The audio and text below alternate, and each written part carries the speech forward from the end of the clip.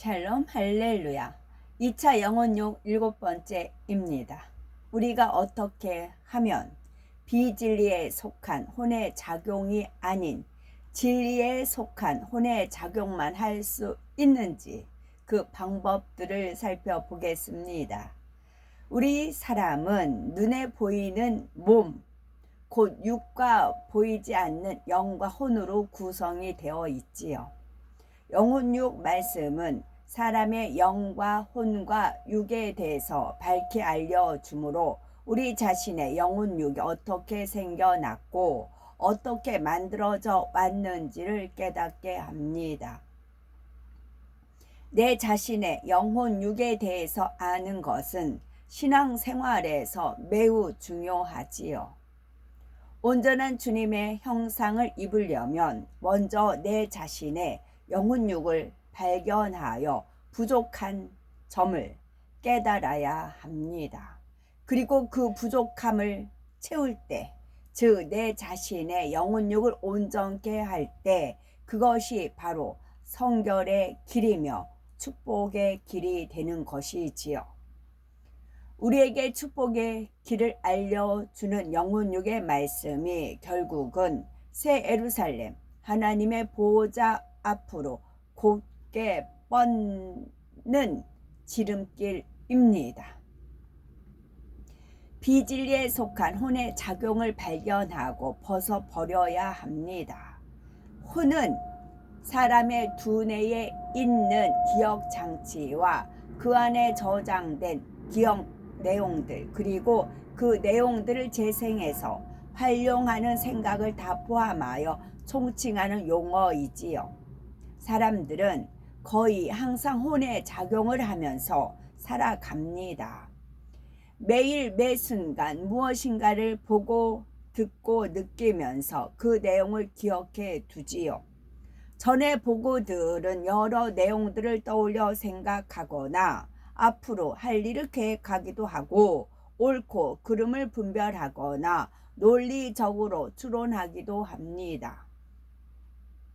그런데 사람들은 똑같은 상황에 처한다 해도 모두가 동일한 혼의 작용을 하는 것은 아닙니다. 그 사람이 살아오면서 어떤 경험을 했는지, 어떤 환경에서 어떤 가치관을 만들어 왔는지, 개인적인 취향과 성격은 어떠한지 이런 것들에 따라 달라집니다. 문제는 대부분의 세상 사람들의 혼의 작용을 할 때 진리에서 벗어난 혼의 작용을 한다는 데 있습니다. 어떤 사람과 불편한 관계가 되면 그 사람의 말 하나하나가 걸립니다. 그래서 자신의 생각에 맞추어서 상대의 의도를 판단하고 정죄하지요. 상대는 진실을 말했는데도 거짓말을 한다고 단정하거나 자신의 감정에 맞춰서 오해를 합니다.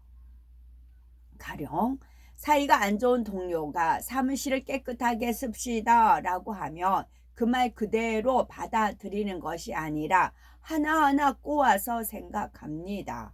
저 사람이 또 나를 빗대어서 말하는구나 생각을 한다거나 자기가 직접 청소하면 될 텐데 남들한테 시키려고 한다.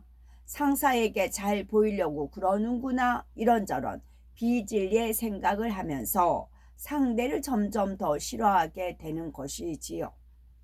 이처럼 비진리의 혼의 작용을 할 때 우리에게 유익되는 것은 없습니다. 육신의 생각, 그 비진리의 생각들이 마음에 무거운 짐이 되어 생명과 평안이 사라집니다. 그럴수록 마음은 점점 더 비진리로 물들어 악하게 변해가고 하나님 앞에도 담이 되어 은혜와 축복을 막을 길이 막히는 것이지요. 진리에 속한 혼의 작용을 하려면 어떻게 하면 될까요? 때로는 비진리의 혼의 작용을 하면서도 즉시 깨닫지 못할 수 있는데 나중에 하루를 돌아보며 기도하다 보면 성령께서 깨우쳐 주시고 떠올려 주시기도 합니다. 이렇게 항상 깨어서 내 자신을 발견하기 위해 노력하고 진리에 속한 혼의 작용을 하는 사람으로 변화되어야 합니다. 그런데 아무리 진리로 생각하려고 해도 자꾸만 비진리의 생각이 떠오르는 경우들이 있지요. 그러면 어떻게 해야 진리에 속한 혼의 작용을 할 수가 있는지 살펴봅니다. 첫째는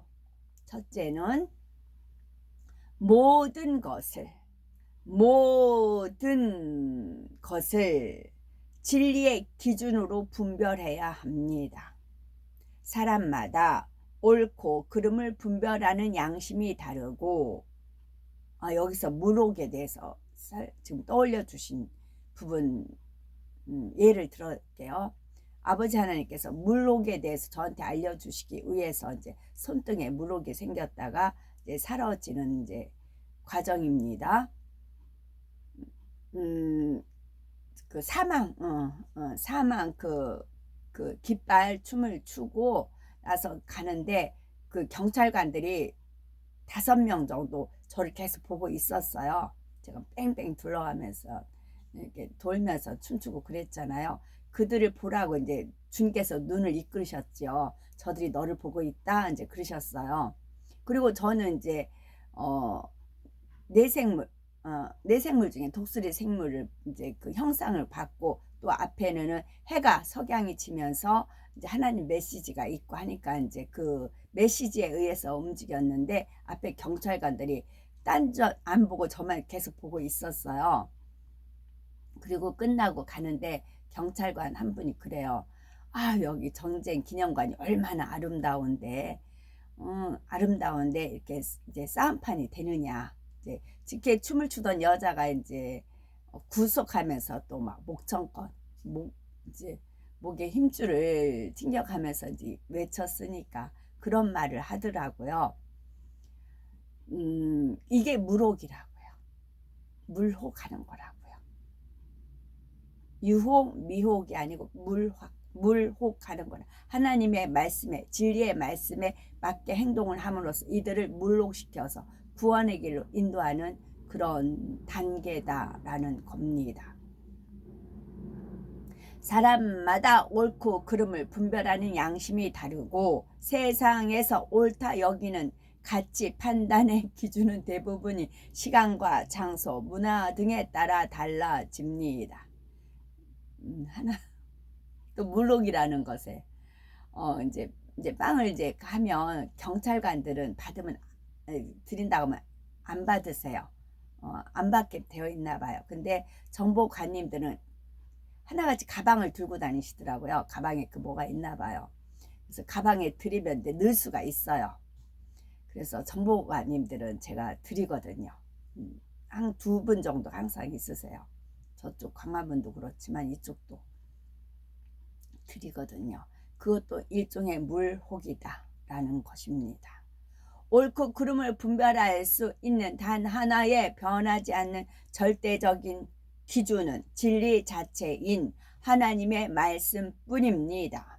세상 사람들이 진리라고 생각하는 것 중에는 성경 66권에 진리와 일치하는 것도 있지만 그렇지 않은 것들도 많지요. 세상에서는 원수를 갚아야 의롭고 그렇지 않으면 비겁하다고 생각하는 경우가 많겠지만 하나님께서는 원수를 사랑하라 하셨지요. 만약 친한 친구가 범죄했는데 다른 사람이 범인으로 몰려서 누명을 썼다면 이때 친구의 잘못을 덮어주는 것이 친구에 대한 의리라고 생각하기도 합니다. 그러나 누명 쓴 사람의 억울함을 알면서도 침묵을 지킨다면 하나님 앞에서 결코 의롭다 할 수가 없는 것이지요. 정치하는 사람들이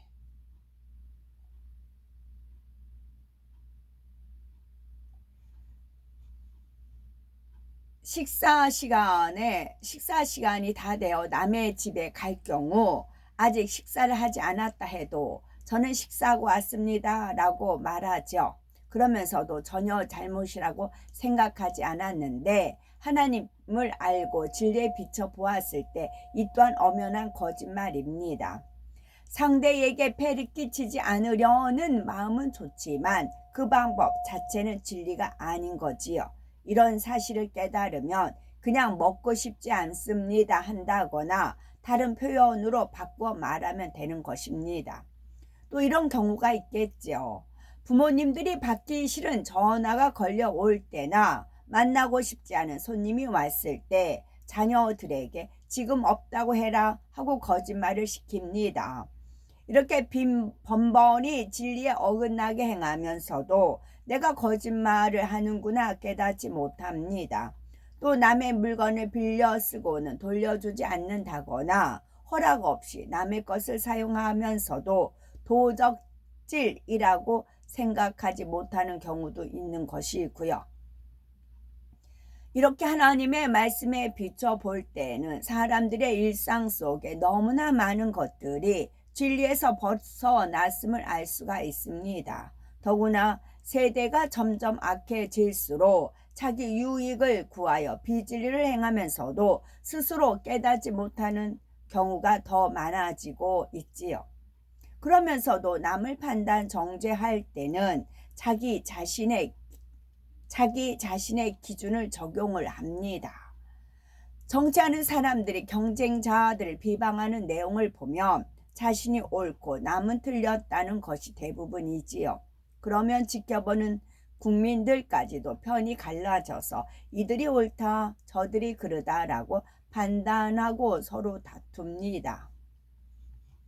그렇다면은 이러한 판단은 과연 진리에서 나오는 걸까요? 정말 나라를 사랑하고 국민을 위하는 선한 마음으로 행동하는 것인지 아니면 자기 유익을 구하는 것인지 사람은 모른다 해도 하나님께서는 다 아시죠. 그리고 사람이 그 중심을 다 읽지는 못한다 해도 진리의 말씀에 비춰보면 각 사람의 말 한마디 행동 하나를 통해 그 마음에 얼마나 악이 있는지를 어느 정도 알 수가 있는 겁니다. 하나님을 믿는 우리는 하나님의 말씀을 양식 삼아서 진리로 모든 것을 분별해야 되는 거지요. 그러기 위해서는 진리를 열심히 듣고 배움으로 우리 안에 양식 삼는 것이 중요합니다. 하나님의 말씀인 성경 66권을 열심히 읽어야 하고 세상에서 비진리로 잘못 입력된 기준들을 벗어버려야 하는 것입니다. 세상에서 아무리 지혜로운 것이라 해도 하나님의 말씀과 어긋나는 것은 모두 벗어버려야지요. 이처럼 세상에서 입력된 비진리를 벗어버릴 때라야 비로소 하나님께서 주시는 참된 지혜를 얻습니다. 둘째는 느낄 때도 진리에 합당하게 느껴야 합니다. 어떤 사람들은 미움이라는 감정을 버리려고 해도 상대를 볼 때 싫은 느낌이 드는 것은 어쩔 수 없다고 변명을 하지만 느낌이라는 것도 결국 혼의 작용, 곧 생각에 따라 달라집니다. 오래전에 영화에서 이런 장면이 나왔답니다. 한 소녀가 어릴 때부터 코끼리와 매우 친해서 코끼리는 소녀의 목에 긴 코를 감고 장난을 하기도 했답니다. 하루는 이 소녀가 자는데 독사가 와서 그 목을 감았습니다. 만약 그것이 독사인 줄 알았다면 소녀는 얼마나 두렵고 징그럽게 느꼈을까요? 그러나 소녀는 여전히 눈을 감은 상태에서 자기 목을 감는 것이 코끼리의 코라고 생각하니 놀라지도 않았고 오히려 다정하게 느꼈다는 것이지요. 일상생활 속에서도 이런 일들은 많이 있습니다. 좁은 폭의 나무 다리를 건너갈 때 그 다리가 지면에서 1m쯤 되는 높이에 있으면 대부분의 사람들이 잘 밟고 지나갑니다. 그런데 똑같은 다리를 10에서 20m쯤 되는 높이에 두면 그때는 겁이 나서 지나가지 못하지요. 또 구더기나 지렁이, 지네 같은 것을 보면 징그럽고 더럽다고 질색하는 사람들도 그런 것을 먹고 사는 닭은 맛있게 먹지요. 이처럼 느낌이라는 것도 다 내 자신이 생각하기 나름입니다. 어떤 사람을 볼 때도 어떤 일을 대할 때도 좋게 생각하고 좋은 느낌으로 받으면 되지요. 내 성격과 교양에 맞지 않는 사람에 대해 저 사람은 참 싫다 이렇게 생각해 버리면 안 좋은 느낌과 감정으로 남게 되지만, 상대의 입장에서 생각하고 이해하면서 좋게 생각하면 좋은 느낌으로 입력되는 것입니다. 범사에 선으로 생각하여 선으로 느끼기 위해서는 무엇보다도 항상 선한 것을 보고 입력시켜 나가야 되는 거지요. 물론 세상을 살아가면서 악한 것들을 전혀 접하지 않을 수는 없습니다.